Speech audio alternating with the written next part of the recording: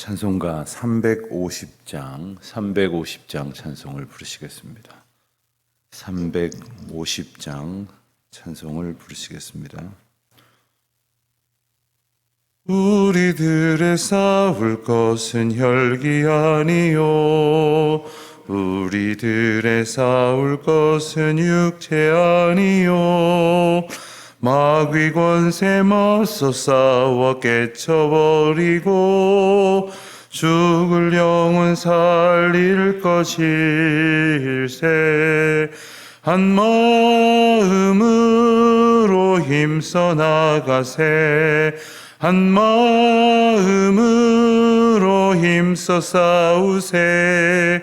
악한 마귀 군사들과 힘써 싸워서 승전고를 울리기까지.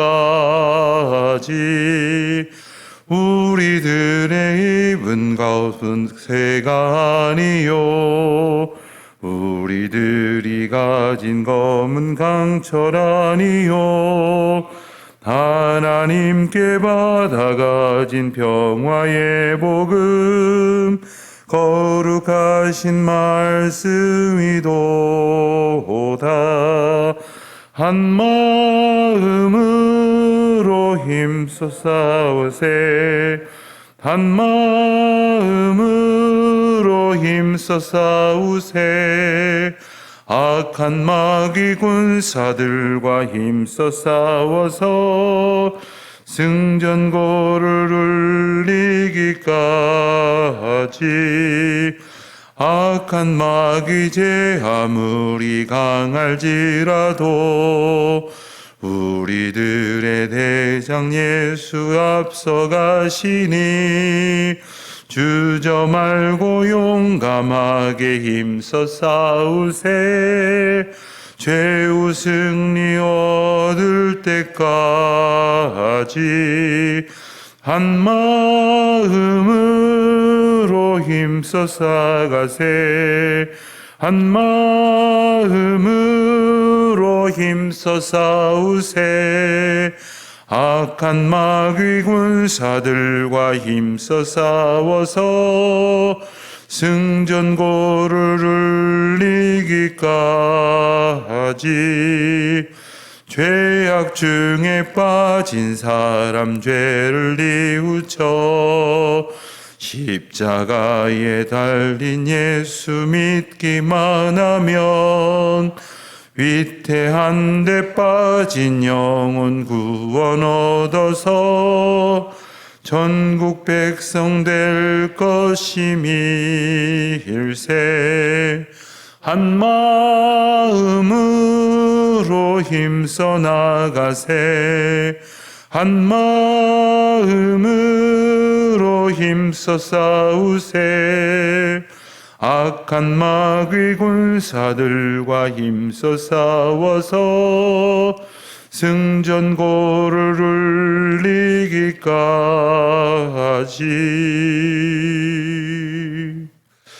기도하시겠습니다.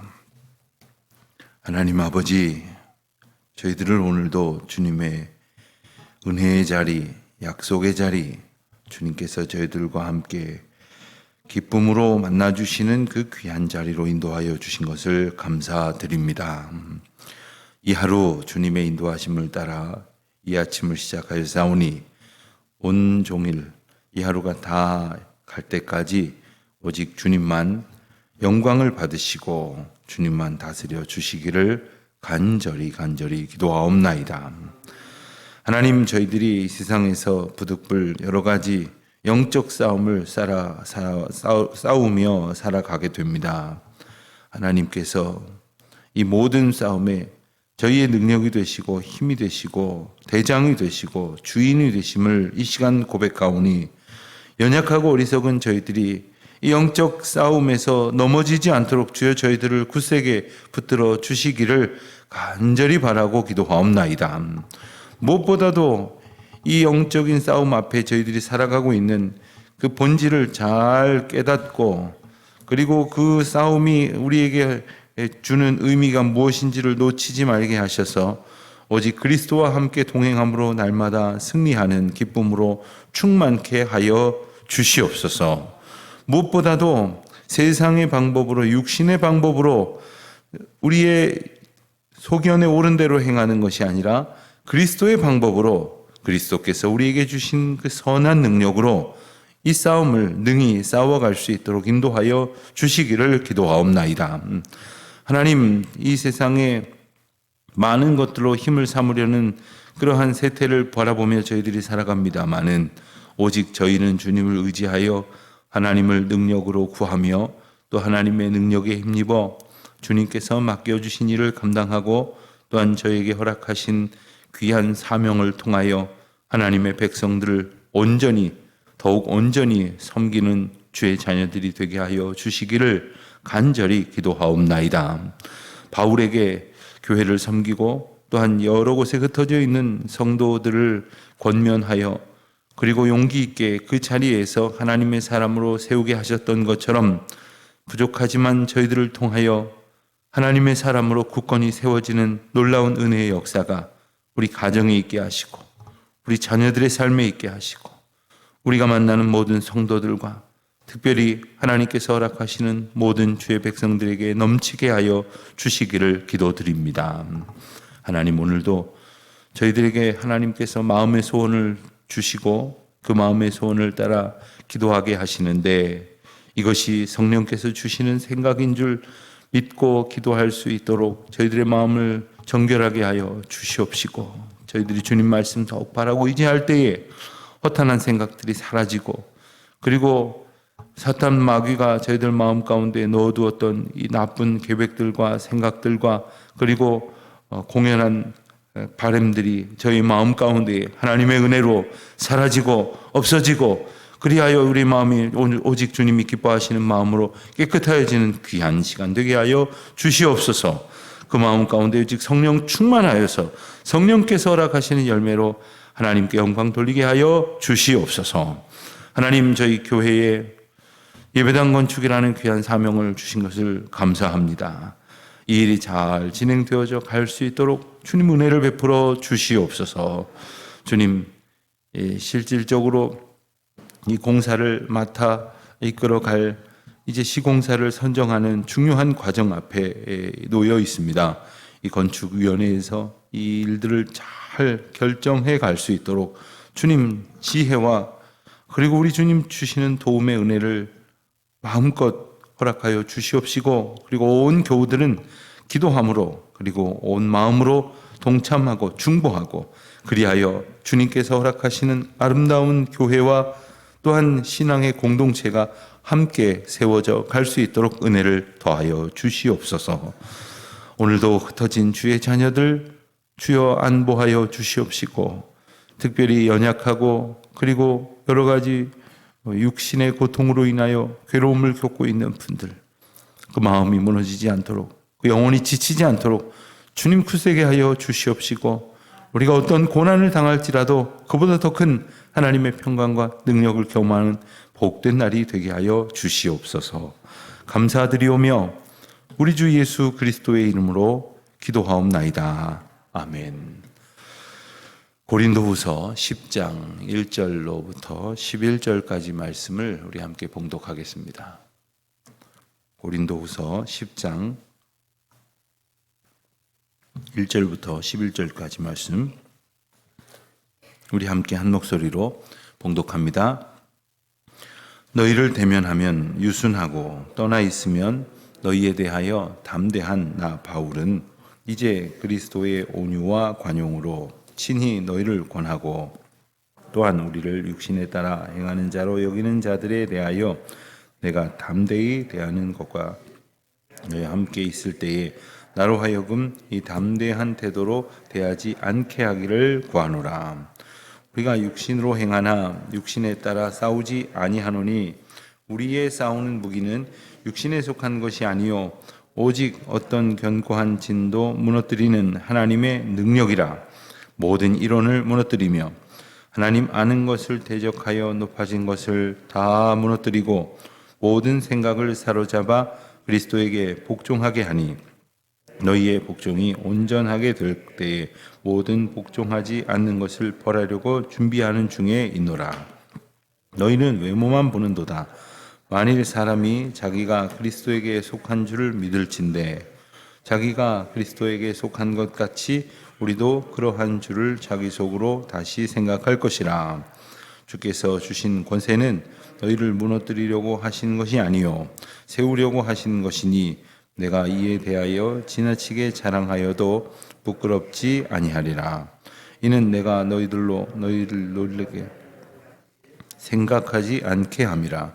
그들의 말이 그의 편지들은 무게가 있고 힘이 있으나 그가 몸으로 대할 때엔 약하고 그 말도 시원하지 않다 하니 이런 사람은 우리가 떠나 있을 때에 편지들로 말하는 것과 함께 있을 때에 행하는 일이 같은 것임을 알지라. 아멘.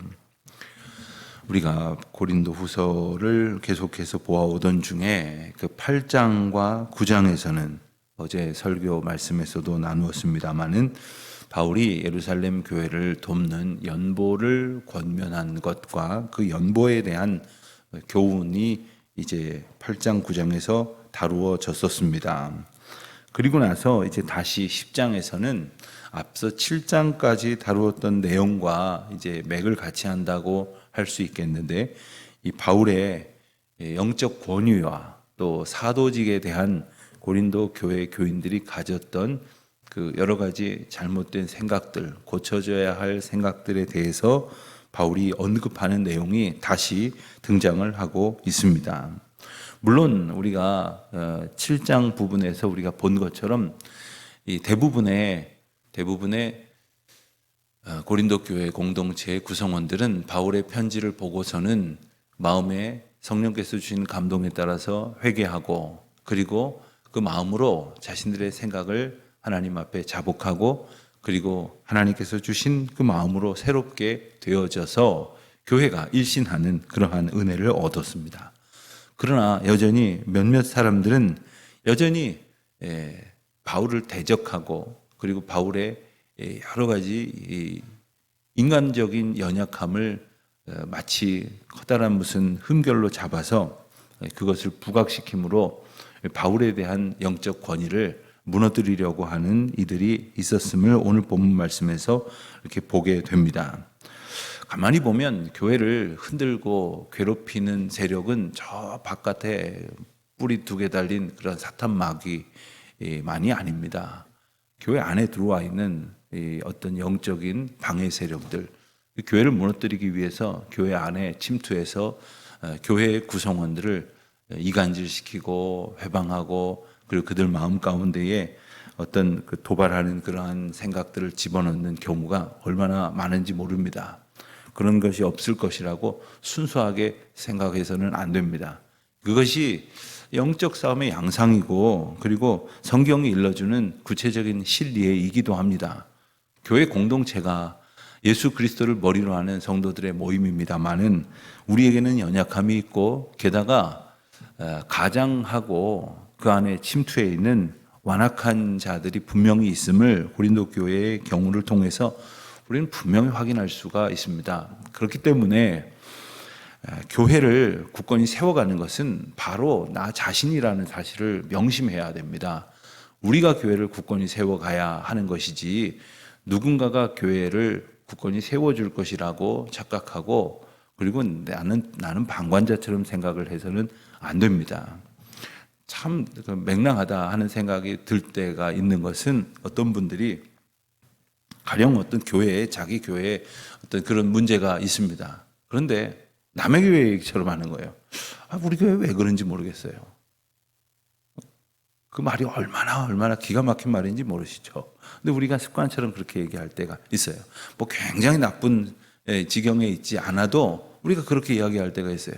그게 내 문제거든요. 그게 우리 문제란 말이에요. 그걸 내가 그렇게 말하고 가만히 있는 동안 교회는 허물어져 가는 거예요. 어떻게 하면 좋을까?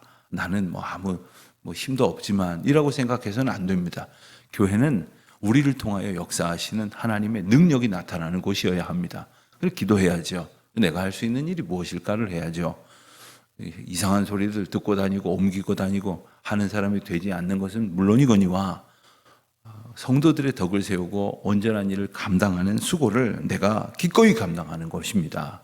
그래서 알게 모르게 교회를 허무는 자들의 편에 가까이 서지 말고 교회를 세워가는 일에 힘쓰는 자들의 가까이 서야 합니다. 저는 그런 일 한 적 없습니다. 교회를 허물다니요. 저는 그런 얘기 한 적이 없습니다. 그런데 듣고 다녔어요. 그것도 똑같은 겁니다. 듣는 사람이 있으니까 말하는 사람이 있는 거예요. 받아주는 사람이 있으니까 이상한 소리 하는 사람이 있는 거예요. 이걸 명심해야 합니다. 바울은 지금 고린도 교회에 이야기를 하면서 아주 재미난 방식의 표현을 쓰고 있습니다. 1절을 보니까 너희를 대면하면 유순하고 떠나 있으면 너희에 대하여 담대한 나 바울은 이랬어요. 이게 무슨 말일까요? 내 바울이 원래 이렇다 이런 말을 하는 게 아니라 너희들이 나에 대해서 이렇게 말했지 않느냐 그렇게 말한 그런 나 바울이다. 그러고 지금 이야기를 시작을 하는 거예요. 그러니까 당신들은 나에게 말을 이렇게 하고 있지만 나는 1절 하반절에 보면 이제 그리스도의 온유와 관용으로 친히 너희를 권하고 있다. 이렇게 말하고 있는 겁니다. 또 2절에서도 우리를 육신에 따라 행하는 자로 여기는 자들에 대하여 마찬가지입니다. 고린도 교회 교인들 중에서 바울에게 대하여 1절에 말한 대로 대면하면 유순하고 그러니까 마주하면 유순한 것 같지만 떠나 있으면 아주 할 말 안 할 말 다 하는 그런 사람이야 라고 말하던 이들 또 바울을 향하여서 바울 사도는 육신을 따라 행하는 자들이야 이렇게 말하던 이들이 고린도 교회 공동체 안에 있었다는 겁니다. 이렇게 말하는 이유는 이제 10절 말씀과도 연관이 있는데 그들의 말이 그의 편지들은 그러니까 바울의 편지들이죠. 바울의 편지들은 무게가 있고 힘이 있으나 실제로 그를 대면해 보면 아주 약하고 그 말도 시원치 않은 사람이다 라는 식으로 바울을 평가했다는 겁니다. 그러나 바울은 뭐라고 말합니까? 11절에 보는 대로 이런 사람은 우리가 떠나 있을 때나 편지로 말하는 것과 함께 있을 때에 행하는 일이 같은 것임을 알지라. 그러니까 편지를 쓸 때에 바울은 이제 앞서 말씀드린 것처럼 고린도 교회의 여러 가지 사정을 고려하면서 편지를 쓰다가 때로는 아주 눈물로 호소를 하기도 하지만 또 때로는 아주 담대하게 그렇게 권면을 하고 책망을 하는 경우도 있었습니다. 근데 바울이 실제로 고린도 교회에 있었을 때는 아마도 바울은 그 편지를 쓸 때처럼 그렇게 강력하게 책망을 하기보다는 부드럽고 유순한 말로 그들을 권면했던 모양입니다. 그러니까 편지 쓸 때는 세게 말하더니 우리 앞에 나타나면 그냥 별로 그냥 말도 제대로 못하는 그런 사람 취급을 했더라는 거죠. 그렇지만 보일 때나 보이지 않을 때나 함께 있을 때나 그렇지 않을 때나 나는 같은 사람이다. 나의 메시지는 같은 것이다. 이것을 알지라 라는 이야기를 하고 있는 겁니다. 자, 바울에 대해서 참 별것 다 가지고 트집을 잡았다 하는 것을 이제 알 수가 있습니다. 바울더러 또 7절에 보면은 너희는 외모만 보는도다. 바울이 어떻게 생겼는지 우리 정확하게 만나지 못해서 모르겠습니다만은 이 복음서, 이 서신서에 보는 내용을 따라 보면 바울의 이 외모를 가지고 이제 트집을 잡은 교회가 덜어 있었던 것 같습니다. 바울의 초상화라고 그려진 그림을 그 유럽의 어느 성당에서 제가 본 적이 있는데 저만 하면 괜찮지 않나 이런 생각을 했는데 그곳을 안내해 준 가이드 그 신부님이 설명이 이것은 굉장히 바울을 근사하게 그린 거고 실제로는 이렇게 저렇게 볼품없고 사람들에게 있어서 어떤 외모로서 이렇게 신뢰를 충분히 주지 못했었던 것에 대한 그 기록들을 이렇게 소개한 적을 본 적이 있습니다. 근데 바울이 어떻게 생겼는지가 가지고 또 어떻게 말했는지 가지고 또 어떻게 대했는지 가지고 이런 것들을 가지고 트집을 잡는 이유가 뭐겠어요? 이 바울의 본질적인 메시지보다 부차적인 조건들을 가지고 바울의 사도됨에, 바울의 하나님의 그 일꾼됨의 그 권위를 무너뜨리려고 했던 것, 그것이 고린도 교회에 있었던 대적자들의 양상이었다 하는 것을 보게 됩니다. 2절에 조금 전에 보았습니다마는 우리를 육신에 따라 행하는 자로 여기는 자들에 대해서 내가 담대히 대하는 것 같이 너희가 함께 있을 때에 나로 하여금 담대한 태도로 대하지 않게 하기를 구하노라. 이게 참 말이 무슨 말인지 헷갈릴 텐데 이런 뜻입니다. 너희가 나더러 이제 담대히 대하는 그러한 면이 있다고. 여기서 말하는 담대히 대한다고 하는 것은 좋게 말해서 담대히 대하는 것이지 아주 강력한 그리고 책망과 그를 향한 영적 공격과 이런 아주 우리를 향하여 세게 말하는 그러한 마음가짐이 느껴지는 그런 표현들입니다. 나로 하여금 너희에게 정말 당신들이 말한 것처럼 내가 행동하지 않게 하기를 구해라. 그렇게 내가 구한다. 이런 말입니다. 누군가를 향해서 막 욕을 하면 정말로 그렇게 행동하면 어떻겠어요? 정말로 그렇게 말하면 어떻겠어요? 정말로 그렇게 반응하면 어떻겠어요? 나더러 그렇게 반응하게끔 하지 않게 하기를 구하라. 뭐 이런 말입니다. 3절 4절을 보면 바울이 가지고 있는 어떤 영적 전쟁의 어떤 가치관을 그리고 방법을 묘사를 하고 있습니다. 우리가 육신으로 행하나 육신을 따라 싸우지 아니하노니. 바울이 추구하는 영적 싸움의 자세는 바로 육신으로 싸우는 싸움이 아니라 4절입니다. 우리의 싸우는 무기는 육신에 속한 것이 아니요 오직 어떤 견고한 진도 무너뜨린 하나님의 능력이라. 우리가 가지는 영적 싸움의 능력은 그리고 자세는 바로 하나님의 능력에 의지하는 것이어야 하겠다 하는 겁니다. 바울은 지금 육신으로 대하는 사람들이 바울도 육신으로 대한다고 하는 그러한 말로 바울을 도발하는 그러한 상황 가운데 놓여져 있었습니다. 이것이 바로 바울이 처한 영적 싸움의 현실이었습니다. 여러분, 우리가 말로만 영적 싸움, 영적 전쟁 하는데 과연 영적 싸움, 영적 전쟁의 본질이 무엇인지를 우리는 분명히 알아야 합니다. 우리가 영적 싸움이라고 한다면 말 그대로 영적으로 싸우는 것이지 우리가 실제로 매일 아침 싸움터로 나가서 막 주먹질하고 무기를 사용해서 적을 베고 막 이러는 아주 그 눈에 보이는 그러한 싸움은 물론 아닙니다. 어떤 의미에서 보면 영적 싸움이라는 것은 생각의 싸움이라고도 말할 수 있습니다.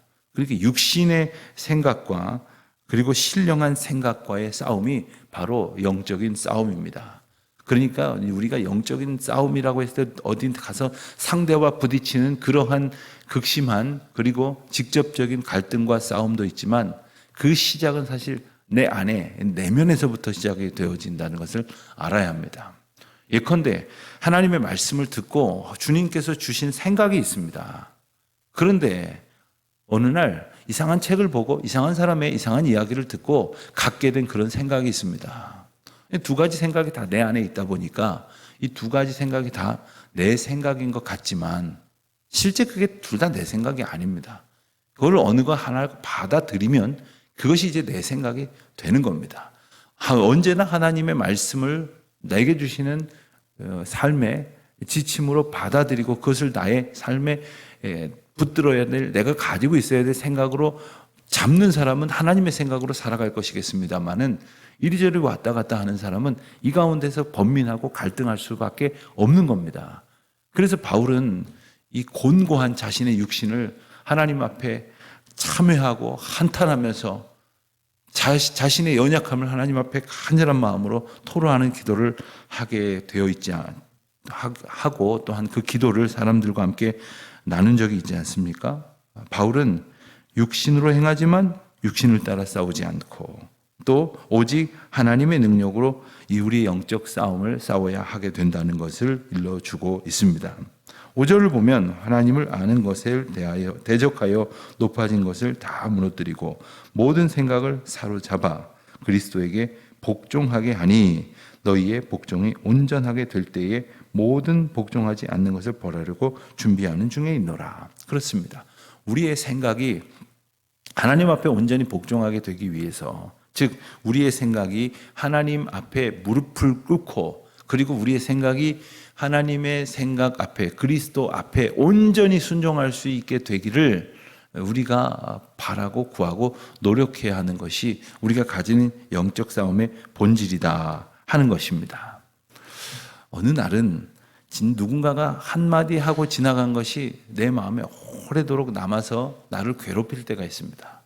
사실 시간이 조금 더 지나보면 그거 아무것도 아닌데, 그거 그냥 무시할 수도 있었는데, 그때는 왜 그 말에 그렇게 붙들려가지고 그게 그렇게 나를 괴롭히도록 두었는지 모를 때가 있어요. 그럴 때의 영적 원리는 바로 그보다 더 강력한 생각을 붙들지 못했기 때문이에요.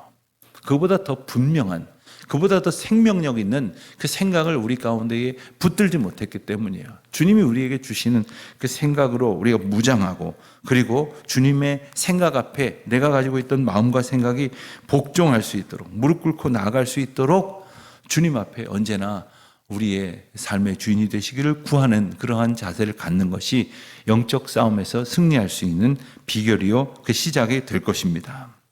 자, 어떤 사람이 그렇지 못한 채 살아가게 될까요? 사람들 중에도 마찬가지입니다. 어떤 영적인 관계를 이해하기 쉽게 우리는 사람들끼리 어떤 의견을 교환합니다. 그런데 사람들 중에는 누군가가 이야기를 하면 그렇게 생각할 수도 있겠군요. 참 좋은 의견입니다. 제가 그렇게 하는 게 좋을지 조금 잘 생각을 해보겠습니다. 이렇게 긍정적으로, 개방적으로 다른 사람들의 생각을 수용적으로 받아들이는 사람이 있습니다. 물론 누구 이야기 들으면 그 전에 가지고 있었던 생각 다 내버리고 딱 받아들이고, 또 다음 사람 만나서 얘기하면 또 조금 전에 가졌던 생각 다 내버리고 또 받아들이고, 이렇게 해서는 또 안 되겠습니다만은, 내가 가지고 있는 생각을 스스로 귀하게 그리고 옳게 존중을 하면서도 누군가의 의견이나 생각을 수용적으로 받아들일 줄 아는 자세를 가진 사람을 우리는 인격적이라고 말을 하지 않습니까? 그런데 자신의 생각을 딱 가지고서는 누가 무슨 얘기를 해도 결코 받아들이지 않는 사람이 있어요. 그 생각의 저변에는 나는 틀리지 않아. 나는 항상 맞아. 너는 항상 틀렸어. 누가 나한테 말을 하더라도 다 틀렸어. 내 말이 옳아. 이렇게 생각하고 말하는 사람은 정말 할 말이 없는 겁니다. 답이 없는 거예요. 그런데 문제는 하나님 앞에까지 그런 완고한 자세로 살아가는 사람이 어떻게 하나님을 삶의 주인 삼고, 그리고 어떻게 우리의 생각을 하나님의 말씀으로 채울 수 있겠습니까? 그 사람이 영적 싸움을 싸우면 자기 능력을 가지고 나아가서 싸울 테니까 허구한 날 나가 떨어지고 박살나고 괴롭힘 당하고 고통 겪고, 그리고 피 철철 흘린 폐잔병처럼 그렇게 돌아올 수밖에 없지 않겠습니까? 그러나 우리가 주님 앞에 나와서 이 말씀을 듣고 이 말씀을 붙들고 그리고 나아가는 것이죠. 8절 말씀을 보면 주께서 주신 권세는, 그렇습니다, 바울에게 하나님께서 주신 권세는 그들을 무너뜨리려고 하는 것이 아니요, 그들 안에 있는 영적인 사탄의 공격들과 그리고 나쁜 생각들을 무너뜨려서 그들을 세우려고 하신 것이지 그들을 무너뜨리려는 것이 아니라는 거예요. 내가 이에 대하여 지나치게 자랑하여도 부끄럽지 아니하리라. 다른 것은 몰라도 이런 부분에 대해서는 내 생각이, 내게 주신 은혜가 이와 같이 확실하다라고 말하는 것입니다. 9절에 보면 이는 내가 편지들로 너희를 놀라게 하려는 것 같이 생각하지 않게 함이라. 여기서 놀란다는 뜻은 겁먹게 한다라는 뜻이 있습니다. 그러니까 바울이 편지를 보내서 그들에게 강력하게 책망하는 것은 그들에게 있었던 잘못된 생각들을 무너뜨리고 온전한 하나님의 생각 앞에 무릎 꿇게 하려는 것이지 그들을 공연히 겁먹게 하고 괴롭히고 놀라게 하려는 것이 아니라 하는 말입니다.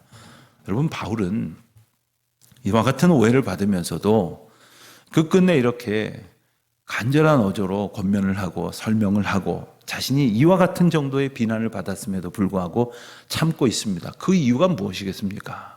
어찌하든지 성도를 다시금 하나님 앞에 온전히 세워가기를 소원하는 마음을 품었기 때문이요, 그 마음을 주신 하나님을 오늘도 의지하게 하기 때문입니다. 우린 종종 그런 생각을 할 때가 있습니다. 함께 교회 공동체를 이루거나 함께 구역에서 혹은 신앙의 지체로서 만나는 사람이 하는 말과 혹은 나에게 보인 행동이 참 나를 마음 상하게 하고 괴롭게 해서 내가 저 사람 다시는 안 볼 테야. 내가 이제는 같이 말도 섞지 않을 거야. 상관하지 않을 거야. 뭐 이럴 때가 있습니다. 우리 마음이 참 힘들어서 그럴 때가 있습니다만은 그럴 때면 한번 바울의 마음을 한번 묵상해 보십시오. 어떤 상황이 있더라도 궁극적으로 나를 통하여 성도를 세우고 또 성도들을 통하여 나를 세우려고 하시는 하나님의 은혜 앞에 오늘도 온전히 붙들려서 정말 부질없는 것 가지고 우리가 매몰되어 살아가는 것은 아닐까. 오직 소중한 것으로 하나님의 능력을 삼으며 구하며 기도하며 바라는, 그리하여 오늘도 주님의 주신 사명을 이루어가는 저와 여러분 되시기를 우리 주님의 이름으로 축원드립니다. 기도하겠습니다. 하나님 아버지, 부족한 저희들을 하나님의 은혜로 굳세게 하셔서 그 능력을 행하며 그 능력에 의지하여 성도를 온전케 세우시는 주님의 놀라운 권능을 경험하는 복된 삶이 되게 하여 주시옵소서. 예수님의 이름으로 기도드립니다. 하늘에 계신 우리 아버지, 아버지의 이름을 거룩하게 하시며 아버지의 나라가 오게 하시며 아버지의 뜻이 하늘에서와 같이 땅에서도 이루어지게 하소서. 오늘 우리에게 일용할 양식을 주시고 우리가 우리에게 잘못한 사람을 용서하여 준 것 같이 우리 죄를 용서하여 주시고 우리를 시험에 빠지지 않게 하시고 악에서 구하소서. 나라와 권능과 영광이 영원히 아버지의 것입니다. 아멘.